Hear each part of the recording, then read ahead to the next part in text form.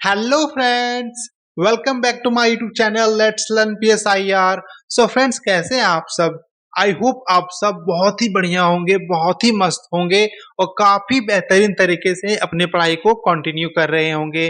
So friends, आज हम लोग स्टार्ट करने जा रहे हैं वेस्टर्न पॉलिटिकल थॉट के one of the eminent scholar, one of the eminent thinker Thomas Hobbes के बारे में, जिन्होंने पहली बार सोशल कॉन्ट्रैक्शन की नींव रखी थी। और फ्रेंड्स, आज की ये जो वीडियो है ये हमारा उनकी इंट्रोडक्शन, उनके बायोग्राफी पे बेस्ड होने वाला है। So friends, be energetic and let's get started.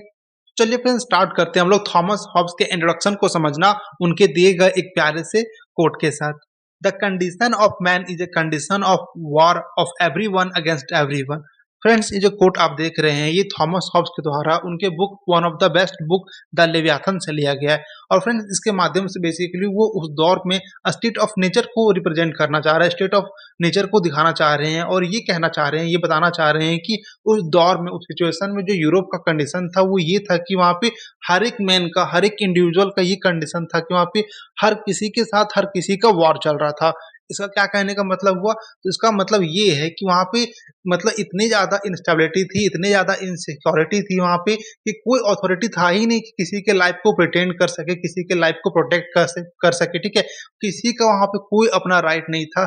मतलब कोई भी किसी को लाइफ को खत्म कर सकता था खुद को बचाने के लिए, खुद को प्रिटेंड करने के लिए, ठीक है? और इसीलिए यहाँ पे थॉमस हॉब्स ये कहते हैं कि उस दौर में जो सिचुएशन था हर एक मैन का, हर एक इंडिविजुअल का, उस फियर वाले दौर में, उस डर के माहौल में ये सब का कंडीशन था कि वहाँ पे हर किसी का वार हर किसी से चल रहा था।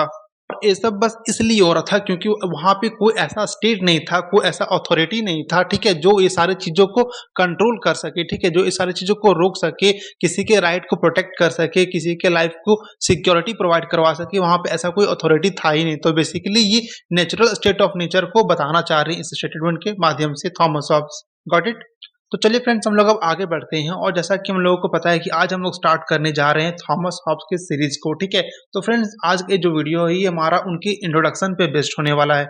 आज के इस वीडियो में हम लोग उनके बायोग्राफी को काफी अच्छे तरीके से, काफी डिटेल में समझेंगे और ये जो फ्रेंड्स हमारा जो वीडियो है आज का, ये हमारे लिए एक बेस तैयार करेगा, ठीक है? ताकि अगर देखिए, अगर हम लोगों का बेस ही कमजोर रहेगा तो हम लोग ना तो सिर्फ इस वीडियो को बल्कि आगे किसी भी वीडियोस को हम लोग मतलब बेहतरीन तरीके से नहीं समझ सकते हैं। क्योंकि देखिए, किसी स्कॉलर को समझने के लिए उसका आपको टाइम पीरियड को, उसके बायोग्राफी को आपको काफी अच्छे तरीके से देखना पड़ेगा कि आखिर वो किस दौर से गुजर रहे हैं, ठीक है? उसकी सिचुएशन को देख करके अपना थ्योरी, अपने कॉन्सेप्ट को वो डेवलप कर रहे हैं। जब तक आप उनके दौर को, उसके सिचुएशन को आप सही से नहीं समझ पाओगे, तब तक आप किसी भी स्कॉलर को, किसी भी थिंकर को, आप उनके थ्योरीज को काफी अच्छे तरीके से समझ में नहीं, मतलब समझ ही नहीं सकते हो कि वो ऐसा थ्योरीज, ऐसा कॉन्सेप्ट वो आखिर क्यों दे रहे हैं, ठीक है? तो फ्रेंड्स, आज का जो वीडियो है हमारे लिए बहुत ही इंपॉर्टेंट है, बहुत ही ज्यादा ये बेसिक है, बहुत ही ज्यादा हम लोगों के लिए बेस तैयार करेगा, ठीक है?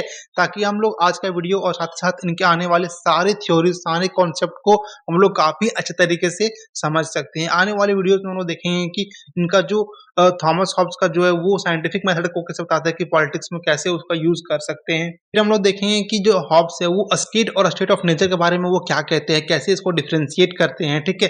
फिर हम लोग देखेंगे कि हॉब्स यूटिलिटेरियनिज्म के बारे में क्या कहते हैं, हॉब्स फिर ह्यूमन नेचर के बारे में क्या कहते हैं, सोशल कॉन्ट्रैक्ट को लेकर के जो उनका पायनियर है इस चीज पे, वो देखेंगे सोशल कॉन्ट्रैक्ट के बारे में वो क्या कहते हैं, सॉवरेनिटी को लेकर के वो क्या अपनी राय देते हैं, लिबर्टी को क्या लेकर के देते हैं, ठीक है?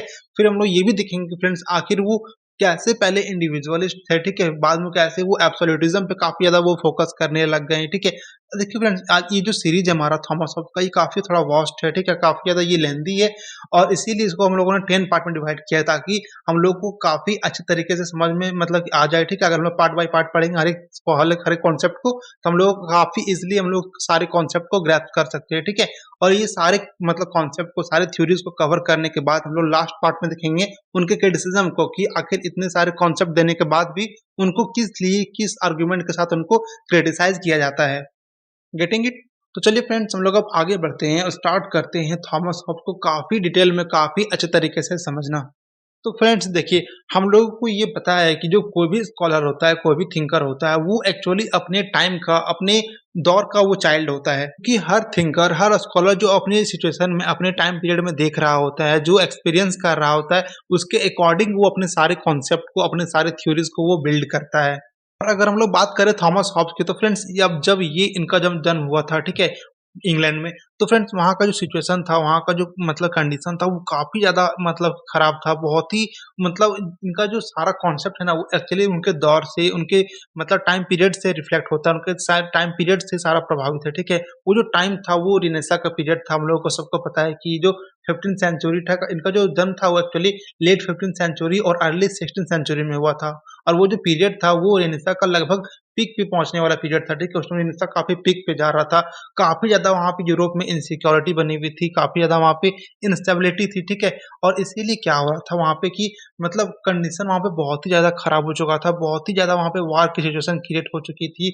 स्पेन और इंग्लैंड के बीच में काफ़ी ज़्यादा वॉर चल रहे थे और इस जैसे मतलब इस तरीके का माहौल में मतलब कि क्या होता है कि थॉमस हॉब्स का जन्म होता है और इस सारे सिचुएशन को उन्होंने अपनी आँखों से देखा हुआ होता है। इसीलिए उनका जो कॉन्सेप्ट है, वो सारे इस तरीके से बिल्ड होता है कि जो उन्होंने देखा होता है, उसके अकॉर्डिंग, उसके बेसिस पे वो सारे कॉन्सेप्ट को, सारे थ्योरीज़ को वो अपना डेवलप करते हैं और उसके अकॉर्डिंग वो अपनी सारी बातें वो कहते हैं। और ये कॉन्सेप्ट फ्रेंड्स ये सिर्फ़ इनके साथ अप्लाई नहीं होता, बल्कि जितने भी स्कॉलर, जितने भी थिंकर हम लोगों ने जैसे कि एंशिएंट टाइम में प्लेटो को पढ़ा, एरिस्टोटल को पढ़ा, तो वो लोग अपनी सिचुएशन के अकॉर्डिंग अपनी थ्योरीज़ को डेवलप कर रहे थे, क्योंकि उन लोगों को मतलब मेन रिक्वायरमेंट स्टेट की थी, ठीक है? वहाँ पे एक मतलब आइडियल स्टेट की ज़रूरत थी, इसीलिए वो लोग अपने तरीके से बात कर रहे थे, ठीक है? मैकियावेली में हम लोगों ने समझा कि वो अपने तरीके से बात कर रहे थे, जिन बॉडी अपने तरीके से दे रहे थे, क्योंकि वो लोग सारे ही लोग अपने टाइम पीरियड को, अपने दौर को देखते हुए वहाँ पे जो नीड थी, उसमें की जो रिक्वायरमेंट थी स्टेट के लिए, उसके अकॉर्डिंग वो सारे अपने कॉन्सेप्ट को डेवलप कर रहे थे, ठीक है? और इसीलिए थॉमस हॉब्स में भी हम लोग को ये दिखता है, ये कॉमन है, हर एक थिंकर के उसमें ये कॉमन होता है कि वो लोग जितने भी कॉन्सेप्ट को देते हैं, वो अपने टाइम पीरियड, अपने दौर को रिफ्लेक्ट करते हैं अपने कॉन्सेप्ट के माध्यम से। और जिस दौर में थॉमस हॉब्स हुए थे, उस दौर में काफ़ी ज़्यादा डर, काफ़ी ज़्यादा फ़ियर का माहौल था और इसीलिए मतलब हम लोग को थॉमस हॉब्स ये कहते हैं कि fear and I born twins, ठीक है? और ये कहना इनके लिए बहुत ही लाज़मी था फ्रेंड्स, और इसके माध्यम से वो क्या कहना चाहते हैं कि मैं और डर दोनों एक साथ ही एज़ ए जुड़वा पैदा हुए थे, ठीक है? और ऐसा कहने के पीछे इसका काफ़ी लाज़मी रीज़न रहता है, क्योंकि जिस वक़्त इनका जन्म हुआ था, जिस वक़्त इनक पैदा हुए थे, उस समय काफ़ी ज़्यादा डर का माहौल था, काफ़ी ज़्यादा सभी लोग डरे हुए थे और इसीलिए डर और ये दोनों साथ में ही जुड़वा पैदा हुए थे और डर के मतलब की वजह से ही ये प्रीमेच्योर इनका जन्म हुआ था, ठीक है? मतलब टाइम पीरियड से पहले ही इनका जन्म हो गया था, जैसे कि ये 9 मंथ से पहले ही जन्म हो गया था इनका। इन्होंने डर को इतने करीब से देखा था, इसीलिए इनके लिए कहना बिल्कुल ही लाज़मी था कि मतलब fear and I born twins. तो फ्रेंड्स, इस तरीके के डाइवर्स स्कॉलर को समझने के लिए हमारा क्या कॉन्सेप्ट होना चाहिए, हमारा क्या कंसर्न होना चाहिए, ठीक है? कि हम लोग इस तरीके के डाइवर्स स्कॉलर को, जिन्होंने इतने सारे सिचुएशन, इतने सारे पीरियड को फेस किया है, देखा है, उसको हम लोग किस तरीके से, किस कॉन्सेप्ट, किस मतलब किस ज़रिए से काफ़ी अच्छे तरीके से, काफ़ी डिटेल में लोग समझ सकते हैं। तो फ्रेंड्स देखिए, हम लोगों को पहले इनका कोर कंसर्न समझना पड़ेगा कि इनका कोर कंसर्न क्या है, ठीक है? वहाँ पे जिस जगह पे ये पैदा हो रहे हैं इंग्लैंड में, वहाँ की सिचुएशन क्या है, ठीक है? उस वहाँ पे क्या कंडीशंस चल रही थी, वहाँ के बारे में हम लोगों को काफ़ी अच्छे तरीके से समझना होगा, ताकि हम लोग थॉमस हॉब्स को, उनके दिए गए सारे कॉन्सेप्ट को काफ़ी अच्छे तरीके से समझ पाएँ। Getting it? तो चलिए फ्रेंड्स, पहले हम लोग देख लेते हैं इनके ब्रीफ लाइफ स्केच को, थोड़ा समझ लेते हैं कि इनका जीवन कैसा रहा, किन-किन चीज़ों से प्रभावित रहा, ठीक है? कैसे ये ग्रोन अप हुए, पहले हम लोग उन चीज़ों को समझ लेते हैं, उसके बाद हम लोग इनके सारे थ्योरीज़ को काफ़ी अच्छे तरीके से, काफ़ी मज़ेदार मज़ेदार तरीके से कंप्लीट करने वाले हैं, ठीक है फ्रेंड्स? थॉमस हॉब्स का सारी वीडियोज़ बहुत ही ज़्यादा इंटरेस्टिंग होने वाले हैं, ठीक है? और इसीलिए पहले हम लोग वो इनके बायोग्राफी को समझना पड़ेगा काफ़ी अच्छे तरीके से, ठीक है? तो चलिए फ्रेंड्स, हम लोग स्टार्ट करते हैं उनके बायोग्राफी को, उनके ब्रीफ लाइफ स्केच को थोड़ा अच्छे तरीके से हम लोग देखते हैं, तो ठीक है? देखिए फ्रेंड, जो थॉमस हॉब है, उनका जो जन्म है वो 5 अप्रैल 1588 को होता है। ये वेस्टपोर्ट में होता है। ये वेस्टपोर्ट कहाँ पे है? तो देखिए, आज की जो इंग्लैंड है, ठीक है? आज के इंग्लैंड के पास एक है मेल्सबरी, जो कि वहाँ का सिटी स्टेट है, ठीक है? वहाँ पे इनका जन्म होता है कब? 5 अप्रैल 1588 को इनका जन्म होता है वेस्टपोर्ट में, और ये अपने पेरेंट्स के सेकंड चाइल्ड होते हैं, ठीक है? ये अपने सेकंड बेबी होते हैं, और इनके जो फादर थे वो एक विसार होते हैं, ठीक है? विसार का मतलब क्या होता है? देखिए, जो चर्च में जो फादर होते हैं ना, उसको विसार बोला जाता है, ठीक है? तो इनके जो मतलब कि जो फादर थे, वो विसार थे, ठीक है? कहाँ पे? तो इंग्लैंड की एक चर्च में, वहाँ के वो फादर थे, पादरी थे, ठीक है? और जो थॉमस हॉब्स थे, उनका जन्म प्रीमैच्योर हुआ था। उनकी माँ ने मतलब प्रीमैच्योर बर्थ इनको जन्म दिया था। क्यों? तो ऐसा इसलिए हुआ था क्योंकि वहाँ पे जो इतने ज़्यादा उनके स्ट्रेस हो गया था, इतने ज़्यादा उनके मन में डर बैठ गया था स्पेनिश आर्माडा का, ठीक है?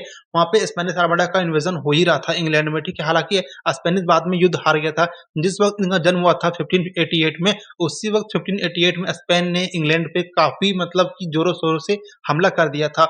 और वहाँ पे हमला करने के दौरान उस हमले के उस मतलब उस वार से इतने ज़्यादा डर बैठ गया था हर किसी के मन में, और वो डर इनकी माँ के मन में इतनी मतलब गहरी तरीके से हावी हुआ था, इतने तरीके से मतलब इतना गहरा इम्पैक्ट डाला था कि उन्होंने प्री मैच्योर बर्थ दे दिया, ठीक है? उन्होंने प्री मैच्योर जन्म दे दिया किसको? थॉमस हॉब्स को। और इसीलिए फिज़िकली काफ़ी ज़्यादा मतलब कि थोड़ा-सा फिज़िकली कमज़ोर होते हैं, क्योंकि फिज़िकल कमज़ोर थे लेकिन इन्होंने काफ़ी लंबा मतलब कि इन्होंने सर्वाइव किया था, ठीक है? लेकिन इन्होंने प्री मैच्योर जन्म देने के कारण इसका क्या हुआ था कि जो लाइफ़ था वो थोड़ा-सा कमज़ोर हो गया था। जो प्री मैच्योर बर्थ देने के कारण इसका जो मतलब फिज़िकल लाइफ़ था वो थोड़ा-सा कमज़ोर था।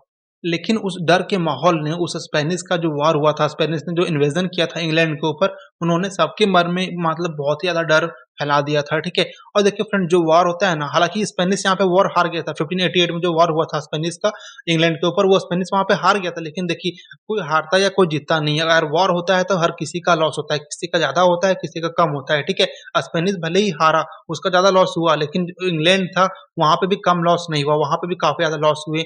और इतने ज़्यादा वहाँ पे डर का माहौल बन गए थे कि किसी का भी लाइफ का मतलब सिक्योरिटी रह ही नहीं गया था। काफ़ी ज़्यादा वहाँ पे जो स्टेबिलिटी थी स्टेट की, वो काफ़ी ज़्यादा हिल चुकी थी, काफ़ी ज़्यादा वहाँ पे इनसिक्योरिटी आ चुकी थी। किसी के मन में भी मतलब थोड़ा-सा भी ये संतुष्टि नहीं था कि हमारा लाइफ कल रहेगा या नहीं रहेगा। हर किसी के मन में ये डर बैठ चुका था कि हमारा लाइफ आज है, तो पता नहीं अब आगे क्या होने वाला है, हमसे क्या छिन जाए, हमारे पास क्या रहेगा, क्या नहीं रहेगा, मतलब कुछ भी वहाँ पे सिक्योरिटी नहीं थी। और ना ही ऐसा कोई अथॉरिटी था जो उन सारी चीज़ों को वहाँ पे प्रोटेक्ट कर सकता था, उन सारी चीज़ों को वहाँ पे वो बचा सकता था, ठीक है? और बाद में हम देखते हैं कि जो थॉमस हॉब्स है, वहाँ पे वो सिविल वॉर को भी देखते हैं कि जो रॉयलिस्ट है, जो प्यूरिटन था वहाँ पे, प्यूरिटनिज़्म पता होता है, प्रोटेस्टेंट, ठीक है? वहाँ पे जो प्यूरिटन्स थे, उनके बीच में उन्होंने वॉर भी देखा था। जो रॉयलिस्ट थे वहाँ पे, रॉयलिस्ट मतलब कैथोलिक होते हैं, और जो प्यूरिटन्स थे, वो जनरली वो प्रोटेस्टेंट होते थे, ठीक है? तो उन लोगों के बीच में जो उन्होंने काफ़ी ज़्यादा सिविल वॉर भी देखा था वहाँ पे। और वो जो रेनेसां का पीरियड था, उस टाइम काफ़ी पीक पे चल रहा था, और पूरे यूरोप में काफ़ी मतलब भारी मात्रा में फैल चुका था जो रेनेसां पीरियड वहाँ पे था। प्यूरिटन्स और रॉयलिस्ट के बीच में जो मतलब कॉन्फ्लिक्ट चल रहा था सिविल वॉर को लेकर के, वो भी काफ़ी ज़्यादा पीक पे पहुँच रहा था। कब? ये दौर में, जब 1588 में जब सिचुएशन चल रहा था, तो उन्होंने रॉयलिस्ट और प्यूरिटन्स के बीच में जो वॉर था, सिविल वॉर, वो भी काफ़ी ज़्यादा पीक पर पहुँच रहा था रेनेसां के साथ-साथ। और दूसरी सबसे इम्पोर्टेंट बात क्या है फ्रेंड, देखिए कि जो थॉमस हॉब्स के जो फादर थे, ठीक है? वो इनके मतलब कि जो मदर को इनके मतलब कि डिलीवरी से पहले, इनके मतलब कि इनके जन्म से पहले ही उन्होंने उनको छोड़ दिया था। एक्चुअली क्या था कि इनके फादर ने मतलब कुछ ऐसा कमिट किया था वहाँ पे, ऐसा कुछ कंडक्ट किया था कि उन्हें वहाँ पे मतलब इंग्लैंड से बाहर जाने पे उससे मजबूर कर दिया था। जिसकी वजह से क्या हुआ कि इनके फादर को वहाँ पे सब कुछ छोड़ कर के इंग्लैंड से बाहर जाना पड़ा था, और इसीलिए क्या हुआ था कि उस वक़्त इनकी माँ जो हुई थी वो अकेले हो गई थी, डिसर्टेड हो गई थी, ठीक है? इसके जो उनके फादर थे उनको टाइम से पहले ही छोड़ दिए थे। और हम लोग को पता है कि इनके जो फादर थे वो एक विसार थे, वो एक पादरी थे कहाँ के? चर्च के। और इसीलिए जो हब्स का जो मन में था वो चर्च के खिलाफ काफ़ी ज़्यादा नफ़रत भर चुका था। किसके लिए? क्योंकि इनके जो पापा थे वो इनको बहुत ही पहले छोड़ दिए थे, और इनके जो पापा थे वो मतलब कि चर्च के पादरी थे, इसीलिए इनका जो कॉन्सेप्ट था वो काफ़ी ज़्यादा एंटी चर्च था, ठीक है? वो चर्च के काफ़ी ज़्यादा वो खिलाफ रहता था। और ये सारी चीज़ों का काफ़ी ज़्यादा प्रोमिनेंट इम्पैक्ट पड़ता है किस पे? वो सारे मतलब थिंकर पे, सारे स्कॉलर पे, जैसा सिचुएशन उन्होंने देखा होता है। और ये सारे जो कंडीशन हम लोग देख रहे हैं, इनका काफ़ी ज़्यादा प्रोमिनेंट इम्पैक्ट पड़ता है किस पे? थॉमस हॉब्स के ऊपर भी, कि उन्होंने देखा कि कैसे वहाँ पे वॉर चल रहा था, कैसे उनके जो फादर थे वो उनकी मदर को छोड़ देते हैं, और इसीलिए उनके मन में मतलब एंटी चर्च वाला फीलिंग काफ़ी ज़्यादा बढ़ जाता है। और उसके जन्म लेने के बाद फिर क्या होता है, जो उनके जो अंकल होते हैं, ठीक है? काफ़ी प्रॉस्पेरस, काफ़ी मतलब वेल्दी उनके एक अंकल होते हैं, वो इनको गोद ले लेते हैं। गोद लेने का मतलब क्या होता है कि उनको वो अपने साथ रख लेते हैं, ठीक है? और वही इनकी आगे के जीवन को वो मतलब करवाते हैं, ठीक है? तो वही इनके स्कूलिंग को करवाते हैं, इनको मतलब पढ़ाई-लिखाई सारा कुछ उनके अंकल जो उनके साथ होते हैं, ठीक है? वही उनको करवाते हैं। और इसीलिए बहुत ही अर्ली फेज़ में ही ये अपने मतलब स्कूल के लाइफ़ को मतलब स्टार्ट कर देते हैं। और फिर क्या होता है कि ये 15 साल की मतलब की महज़ उम्र में, मतलब महज़ 15 साल की उम्र में क्या करते हैं ये कि मैकडैलन कॉलेज, जो ऑक्सफोर्ड का वहाँ पे यूनिवर्सिटी था, ऑक्सफोर्ड यूनिवर्सिटी, वहाँ पे एक मैकडैलन कॉलेज था, वहाँ पे इन्होंने एंट्री लिया किसके लिए? ग्रेजुएशन करने के लिए, वहाँ पे उनका एंट्री होता है। और उन्होंने काफ़ी मतलब अच्छे तरीके से वहाँ पे ग्रेजुएशन कंप्लीट कर लिया होता है। गेटिंग? तो चलिए फ्रेंड्स, हम लोग अब आगे बढ़ते हैं और देखते हैं कि और क्या-क्या इनके बायोग्राफी के बारे में हम लोग समझते हैं। तो फिर क्या होता है फ्रेंड्स, देखिए कि वहाँ पे अपना जब स्कूलिंग कर रहे होते हैं तो उनका काफ़ी ज़्यादा इंटरेस्ट इस चीज़ में आ जाता है कि वो फिलोसॉफिकल एलिमेंट को समझना काफ़ी ज़्यादा पसंद करने लग गए थे। मतलब काफ़ी ज़्यादा फिलोसोफर को समझना, फिलोसॉफिकल एलिमेंट को जानना उनके लिए मन में काफ़ी ज़्यादा वो रुचि बढ़ गई थी। और इसीलिए उन्होंने फिलॉसफी को लेकर के काफ़ी ज़्यादा गहन अध्ययन किया, काफ़ी ज़्यादा स्टडी किया और फिलॉसफी भी लेकर के वो काफ़ी सारे बुक्स भी लिखे जिसको हम लोग आगे देखेंगे, ठीक है? और फिर क्या होता है फ्रेंड्स कि 1608 में अपने ग्रेजुएशन को कंप्लीट कर लेते हैं जिसमें ये महज 19 साल की उम्र के होते हैं। और उसके बाद ये क्या होते हैं, मतलब इनकी क्वालिटी को देखते हुए कि इतने ज़्यादा ये इंटेलिजेंट थे, इतने ज़्यादा स्कॉलर थे, फिर क्या होता है कि मतलब ये कनेक्ट हो जाता है किसके साथ, मतलब वहाँ पे एक बहुत ही मतलब कि वेल्दी फैमिली थे, ठीक है? बहुत ही बुर्जुआज़ी फैमिली थे, कौन? कैवेंडिश फैमिली होता है, ठीक है? कैवेंडिश फैमिली कौन? जो वहाँ का बहुत ही रईस था, बहुत ही ज़्यादा वेल्दी फैमिली था, उसके साथ ये कनेक्टेड हो जाते हैं। इसकी मतलब इसके इंटेलेक्चुअल्स को देख कर के कि थॉमस हॉब्स इतनी इंटेलिजेंट है और इसीलिए क्या करते हैं कि वो as a private tutor William Cavendish को पढ़ाने लगते हैं।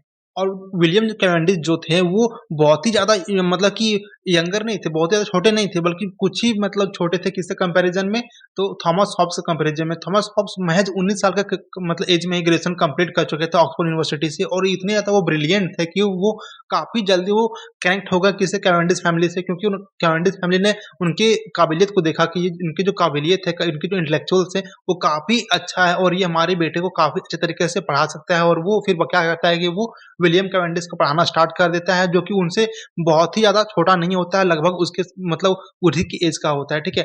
फिर क्या होता है फ्रेंड्स, उसके फैमिली के साथ पढ़ाते-पढ़ाते ही क्या होता है कि 1610 मतलब ठीक है, मतलब कि 1610 से लेकर के 1615 तक क्या होता है कि वो अपने पुपिल आने की, पुपिल मतलब होता है अपना स्टूडेंट, ठीक है? विलियम कैवेंडिश के साथ क्या करता है कि एक यूरोपियन टूर पे जाता है, ठीक है? यूरोपियन टूर में जाता है जब, तो वहाँ पे वो किससे मिलता है, तो वहाँ पे वो गैलीलियो से मिलता है। और गैलीलियो से मिलने के बाद फिर क्या होता है कि उन्होंने जो उनके जो कॉन्सेप्ट थे उसमें उनको साइंटिफिक एक लिटरेरी फिगर मिलता है। और गैलीलियो से मिलने के बाद जो उनका जो एक्सपीरियंस था, गैलीलियो का जो इम्पैक्ट पड़ा था उनके ऊपर, ठीक है? वो सारा इम्पैक्ट, वो सारा रिफ्लेक्शन हम लोगों को थॉमस हॉब्स के फिलॉसफी में भी दिखता है कि वो गैलीलियो से किस तरीके से प्रभावित थे, ठीक है? किस तरीके से, और वो साइंटिफिक मतलब टेम्परामेंट को भी डेवलप किया था किसने? थॉमस हॉब्स ने। और इसीलिए उन्होंने ये बताया था कि पॉलिटिक्स में किस तरीके से साइंटिफिक हम लोग इम्प्लीमेंट कर सकते हैं, और जो हम लोग उनके नेक्स्ट वीडियो में देखने वाले हैं, काफ़ी डिटेल में, काफ़ी अच्छे तरीके से हम लोग समझने वाले हैं। गैलीलियो ने क्या किया था कि कोपरनिकस का जो कॉन्सेप्ट था कि नहीं, सन घूमता है किसके अराउंड? अर्थ के अराउंड, उसको इन्होंने गलत साबित किया था गैलीलियो कि नहीं, ये गलत है। सन कांस्टेंट है, वो एक ही जगह पे स्थित है, बल्कि अर्थ रिवॉल्व करता है किसके अराउंड?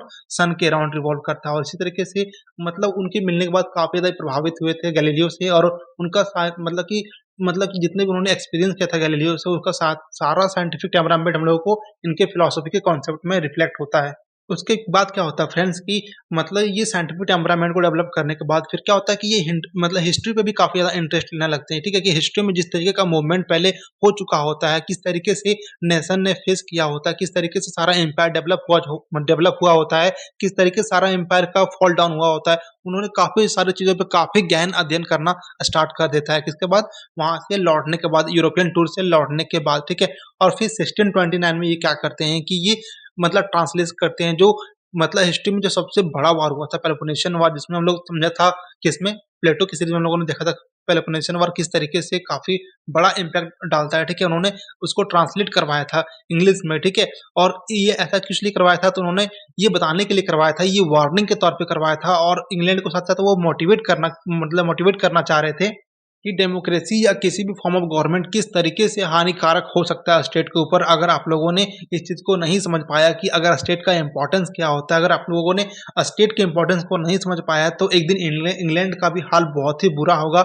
आज यहाँ पे स्पेन वॉर करने आ रहा है, तो कल कोई भी स्टेट यहाँ पे मतलब कि वॉर करने के लिए आ सकता है। और इसके लिए आप लोगों को मतलब एंशिएंट एथिस से, ठीक है? आप लोग को एंशिएंट पीरियड में जो वहाँ पे मतलब सिटी स्टेट था, एथेंस ग्रीस का सिटी स्टेट था, वहाँ से आप लोगों को ये सीखना चाहिए कि वहाँ पे पेलोपोनेशियन वार ने किस तरीके से एथेंस को इम्पैक्ट किया था, किस तरीके से वहाँ पे सब कुछ मतलब एकदम बदल करके रख दिया था। इसीलिए उन्होंने इस बुक को ट्रांसलेट करवाया था जिसमें इंग्लिश में ट्रांसलेट करवाया था 1629 में, ताकि वो इंग्लैंड को एक मैसेज दे सकें, एक मोटिवेशन दे सकें, एक वार्निंग दे सकें कि आप लोग अभी भी सुधर जाओ, अभी भी आप लोग स्टेट को काफ़ी अच्छे तरीके से बना लो। अगर आप लोग अच्छे तरीके से स्टेट को रन नहीं करोगे, स्टेबिलिटी नहीं लाओगे, तो इंग्लैंड के लिए भी बहुत ही बुरा दिन आ सकता है एथेंस की तरह। Getting it? तो चलिए फ्रेंड्स हम लोग अब आगे बढ़ते हैं और देखते हैं कि आखिर इंग्लिश जो सिविल वॉर था, ठीक है, वो किस तरीके से इम्पैक्ट करता है इनके लाइफ को और किस तरीके से वो सिविल वॉर को वहाँ पे देखे हुए होते हैं और किस तरीके से वो सिविल वॉर को वो एक्सप्लेन करते हैं, ठीक है।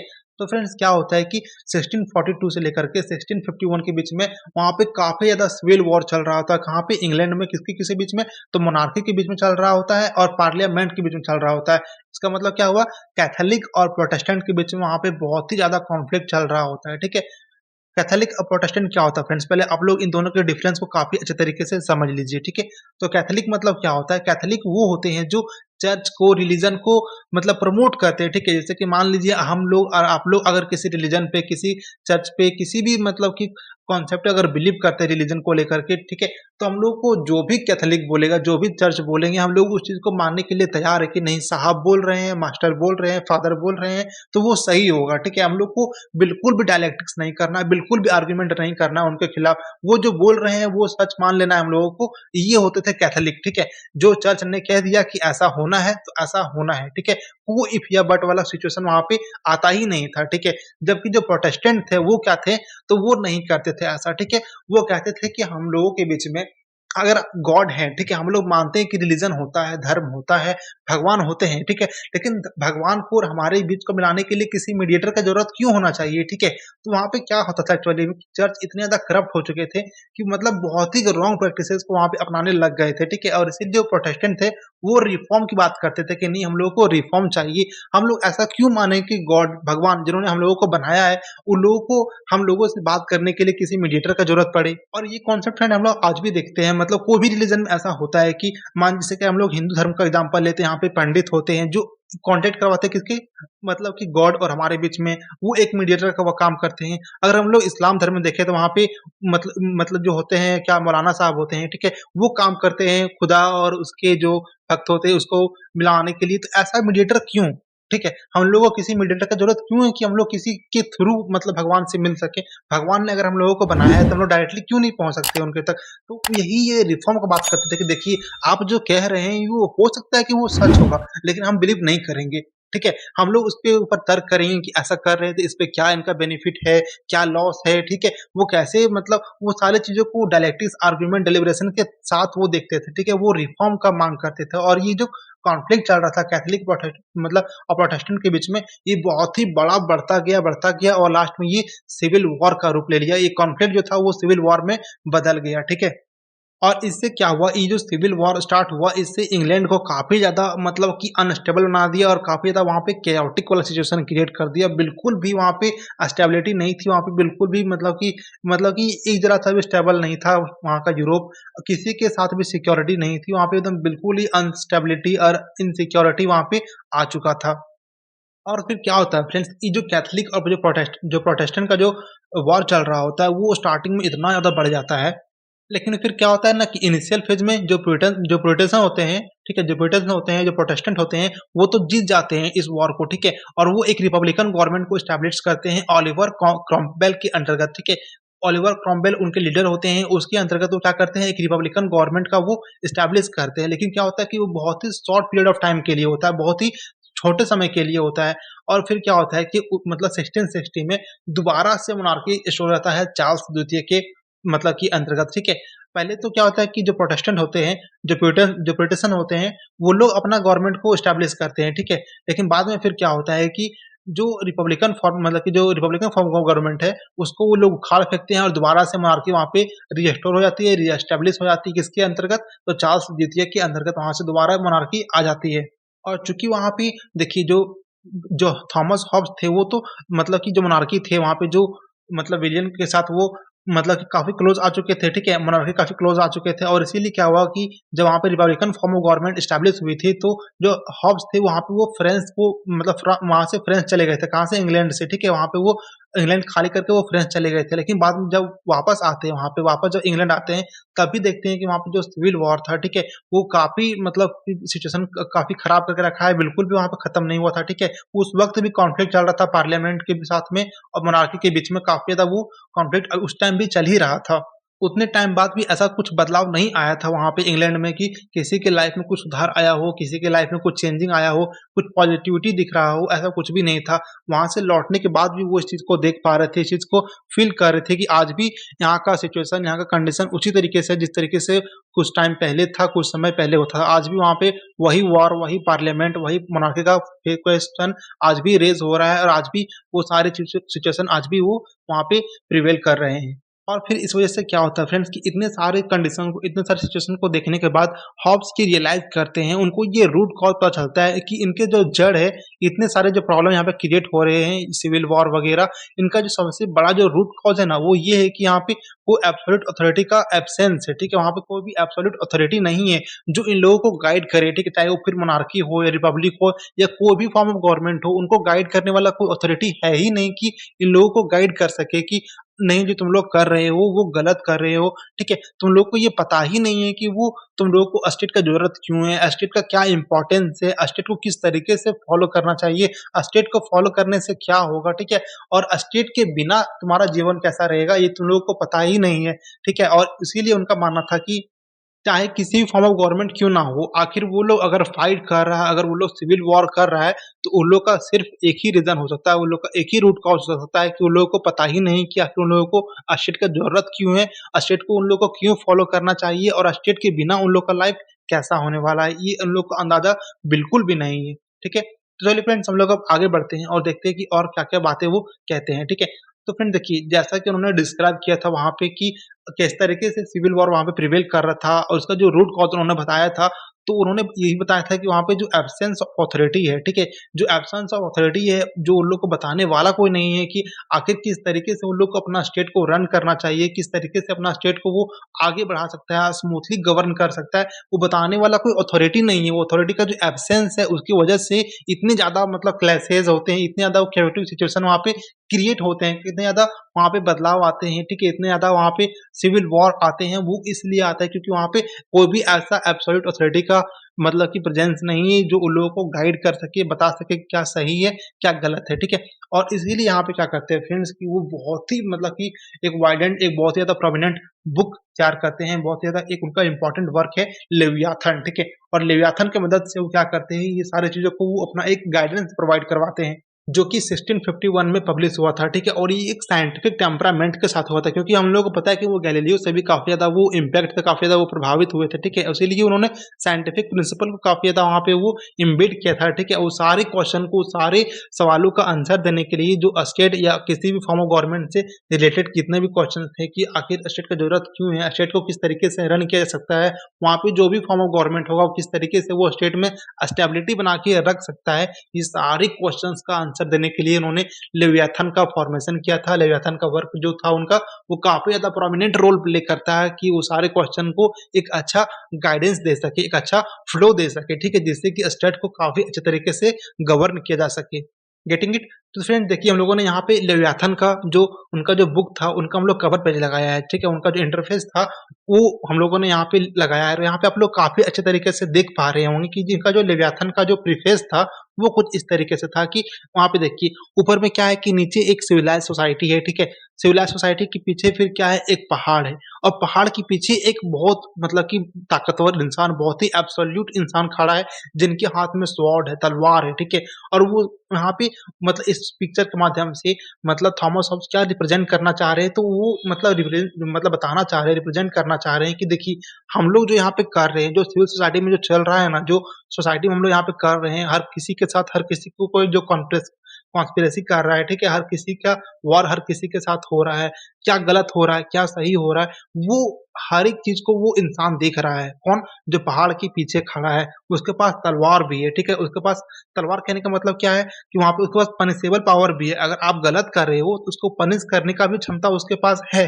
ये सारी चीज़ों को वो रिप्रेज़ेंट कर रहे हैं इस पिक्चर के माध्यम से। ये पिक्चर हम लोगों को बहुत कुछ कहता है, बहुत कुछ दिखलाता है कि थॉमस हॉब्स किस तरीके से सोच रहे थे, ठीक है? किस तरीके से वो अपनी थ्योरी को डेवलप करना चाह रहे थे कि जो भी हम लोग सोसाइटी में कर रहे हैं, वो हम लोगों को एक ऐसा इंसान देख रहा है। यहाँ पे जो इंसान है, वो बेसिकली वो एक एब्सोल्यूट अथॉरिटी को रिप्रेज़ेंट करना चाह रहे हैं कि एक एब्सोल्यूट अथॉरिटी स्टेट में ऐसा होना चाहिए, जो हम सबको देखे, हम सबको मतलब कि जाने कि हमारा जो राइट है, वो प्रोटेक्ट हो रहा है कि नहीं हो रहा है, हमारा जो लाइफ है, वो सिक्योर है कि नहीं। अगर हमारा लाइफ सिक्योर नहीं है तो कौन हमारे साथ गलत कर रहा है, कौन हमारे साथ गलत करने वाला है, ठीक है? कौन किसके साथ कॉन्स्पिरेसी कर रहा है, ठीक है? षड्यंत्र रच रहा है, वो सारी चीज़ों को कोई ना कोई एब्सोल्यूट अथॉरिटी देख रहा होगा, उसके पास स्वॉर्ड है, तलवार है, अगर हम किसी के साथ गलत करेंगे तो उसके पास पनिश करने का भी क्षमता मेरे पास है, ठीक है? अगर हम किसी के साथ मान लीजिए गलत कर रहे हैं, तो वो हमसे हमें पनिश करने का भी, हमें पनिशमेंट देने का भी वो हक रखता है।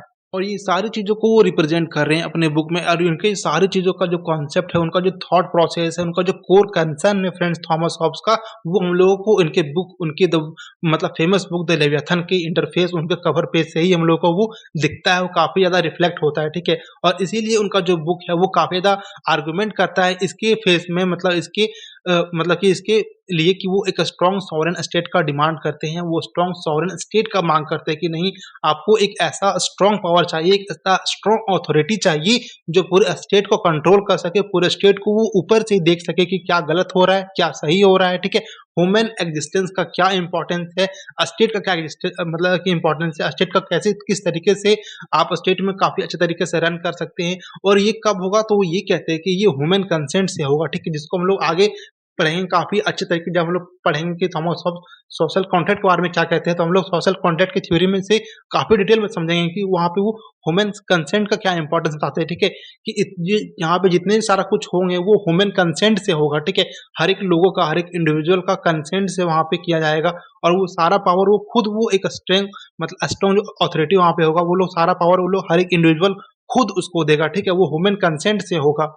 और ये सारा मतलब कि स्ट्रॉन्ग सॉवरेन अथॉरिटी का मांग वो इसलिए करते हैं कि दोबारा वो कभी भी वहाँ पे इंग्लैंड में वॉर जैसा सिचुएशन क्रिएट नहीं हो सके, ठीक है? वो इंग्लैंड में सिचुएशन को, उस सिचुएशन को, जो वार को क्रिएट कर सकता है, वो जो गलत समय को जन्म दे सकता है, वो सारी चीज़ों को अवॉइड करने के लिए, वो सारे सिचुएशन को अवॉइड करने के लिए वो सारा कॉन्सेप्ट को वो दे रहे होते हैं, ठीक है? और ये सारा बुक फ्रेंड्स, मतलब सारा जो कॉन्सेप्ट इनका, ये हम लोगों को उनके बुक द लेवियाथन से मिलता है, जिसको हम लोगों ने यहाँ पे देखा कि लेवियाथन का इंटरफेस किस तरीके से यहाँ पे किस तरीके से वो बता रहे हैं, ठीक है? और उनके लिए एब्सोल्यूट अथॉरिटी का क्या मीनिंग है, किस तरीके से वो बताना चाह रहे हैं कि एब्सोल्यूट अथॉरिटी किस तरीके से हमारी लाइफ को, हमारे स्टेट को इम्पैक्ट कर सकता है, वो इनके सारे कॉन्सेप्ट, सारे कोर कंसर्न इनके हम लोगों को उनके बुक द लेवियाथन की इंटरफेस, उनके कवर पेज से ही हम लोग को दी जाता है, ठीक है? तो उसके बाद फिर क्या होता है फ्रेंड्स की, मतलब कि 4 दिसंबर 1679 को, सॉरी 4 दिसंबर 1679 को इनका डेथ हो जाता है, ठीक है? जब वो महज 91 ईयर के थे, ठीक है? और ये जो मतलब जिस एज में इनका जो जन्म हुआ था, वो बेसिकली उनके मतलब उनको एक स्ट्रोक आ गया था, और उस स्ट्रोक के कारण इनका डेथ हो गया था।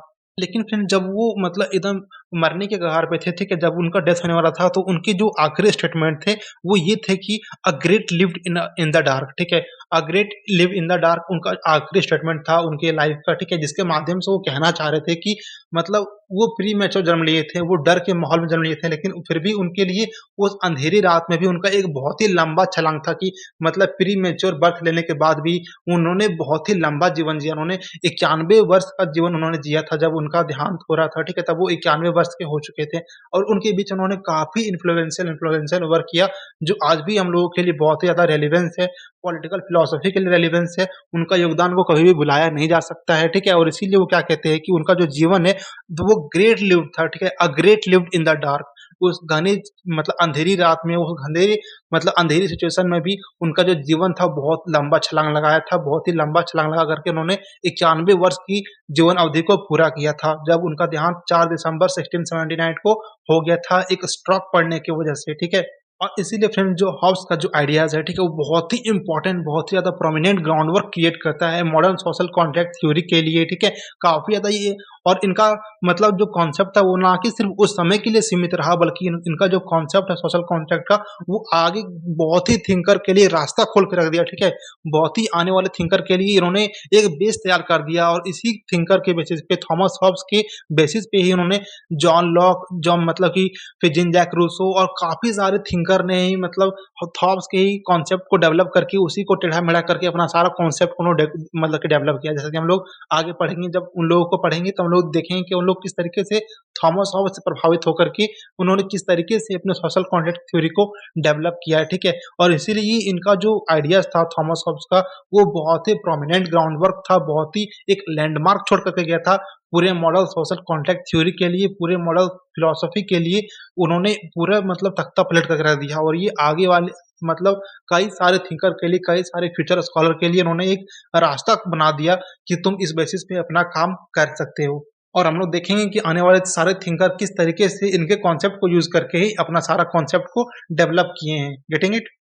चलिए फ्रेंड्स, हम लोग अब आगे बढ़ते हैं और देखते हैं कि आखिर इंपॉर्टेंट बुक कौन कौन से हैं थॉमस हॉब्स के, उसको हम लोग थोड़ा सा एक ब्रीफ स्केच के तौर पे देख लेते हैं। ठीक है, देखिए इनका जो सबसे पहला बुक है वो है एलिमेंटा फिलोसफी का। ठीक है, ये देखिए ये जो मतलब कि एक फ्रेंच वर्ड है एलिमेंटा फिलोसफी का, जो कि उनका पहला बुक था जो 1642 में मतलब कि पब्लिश हुआ था।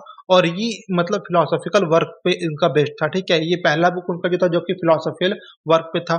सेकेंड बुक इनका जो था वो था डी साइव। ठीक है, डी साइव का जो था फ्रेंड्स वो 1642 में पब्लिश हुआ था और वो सिटीजन को लेकर के था। ठीक है, कि नागरिक का क्या रोल होता है, नागरिक का क्या, देखिए सिटीजन और सब्जेक्ट दोनों में बहुत डिफरेंस होता है। सिटीजन वो होता है जिसके पास मतलब कि फंडामेंटल राइट हो। ठीक है, लेकिन जो सब्जेक्ट होता है स्टेट के अंतर्गत उसके पास राइट नहीं होता, उसके पास कोई भी अधिकार नहीं होता है। ठीक है, जिससे मान लीजिए अब सिटीजन है तो हम लोग भारत के नागरिक है, तो हम लोग सिटीजन इसलिए कहलाते हैं क्योंकि हम लोग के पास फंडामेंटल राइट है।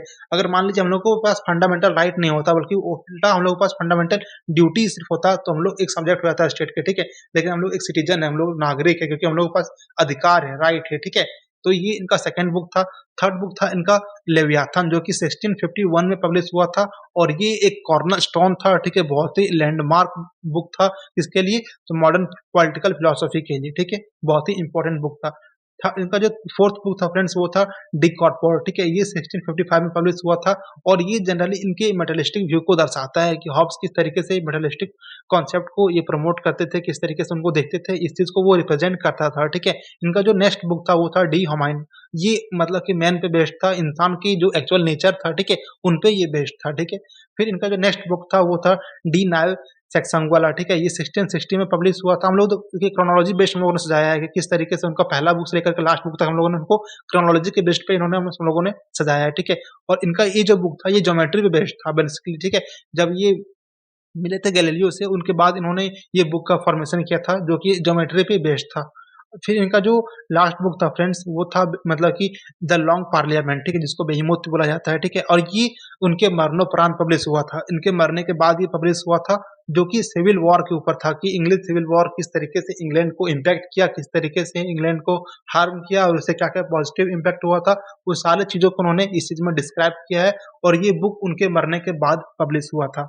Getting it? तो फ्रेंड्स देखिए आज के वीडियो में हम लोगों ने काफी अच्छे तरीके से समझा क्या कि जो थॉमस हॉब्स थे उनका इंट्रोडक्शन हम लोगों ने काफी अच्छे तरीके से देखा, उनके बायोग्राफी को काफी अच्छे तरीके से समझा कि वो किस दौर से प्रभावित थे, उनका उस दौर का क्या इम्पैक्ट पड़ा था किसके ऊपर, थॉमस हॉब्स के ऊपर। फिर हम लोगों ने देखा कि जो वहाँ पे सिविल वॉर चल रहे थे कहाँ पे इंग्लैंड में, वो सिविल वॉर का क्या इम्पैक्ट पड़ता है, हम लोगों ने सिविल वॉर के इम्पैक्ट को काफी डिटेल में समझा, काफी डिटेल में देखा हम लोगों ने। ठीक है, और फिर हम लोगों ने ये भी देखा कि लेवियाथन का क्या इंपॉर्टेंस होता है, लेवियाथन का जो बुक का जो कवर पेज है, जो इंटरफेस है, हम लोगों ने उस चीज को देखा और उस चीज से हम लोगों ने उनके कोर कंसर्न को हम लोगों ने समझने का प्रयास किया। ठीक है, और ये कोर कंसर्न है ना फ्रेंड, जो उनके सारे थ्योरीज को हम लोग को समझने में बहुत ही ज्यादा आसानी होगा। ठीक है, बहुत ही इजी बना देगा हम लोग को, क्योंकि हम लोग को पता चल चुका है कि उनका जो कोर कंसर्न था वो किस चीज को लेकर के है, उनका जो कोर कंसर्न है वो रिलीजन को लेकर के है, कैथोलिक और प्रोटेस्टेंट के बीच में जो वॉर चल रहे हैं, जो कॉन्फ्लिक्ट है उनको लेकर के है। ठीक है, और हम लोगों ने ये देखा कि उनकी जो इंपॉर्टेंट कौन कौन से बुक है, ठीक है, किस तरीके से अपने वो फिलोसफी को